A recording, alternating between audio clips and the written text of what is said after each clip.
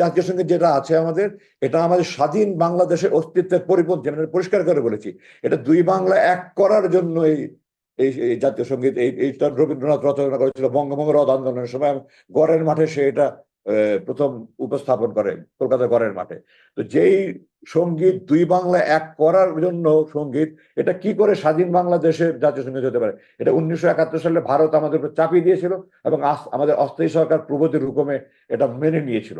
এটা পরিবর্তন হওয়া দরকার, উল্টা হওয়া দরকার। এটা নিয়ে সরকার কমিটি করুক। অনেক সুন্দর সুন্দর গান আছে আমাদের ধনধান্যে পুষ্পভরা একটা সুন্দর গান আছে, এমন দেশটি কোথাও খুঁজে পাবে না কারবারি। তারপরে খাটিয়ে শোনার চেয়ে খাটিয়ে আমার দেশের মাটি একটা আছে, প্রথম বাংলাদেশ আমার শেষ বাংলাদেশ একটা গান আছে। যে বাংলা যেটাই হোক, আমার কোনো আপত্তি নাই। আমার আপত্তি হলো বাংলাদেশকে তুলে ধরার জন্য এই জাতীয় সঙ্গীত বাংলাদেশের রবীন্দ্রনাথ অস্তিত্বের পরিপন্থী, এটা বাদ দিয়ে সরকার একটা কমিটি, দেশপ্রেমিক সাংবিধানিক যে কমিটি ভাবে সরকার ভালো মনে করে তাদেরকে যে কমিটি করে জাতীয় সঙ্গীত নতুন করে তৈরি করা উচিত।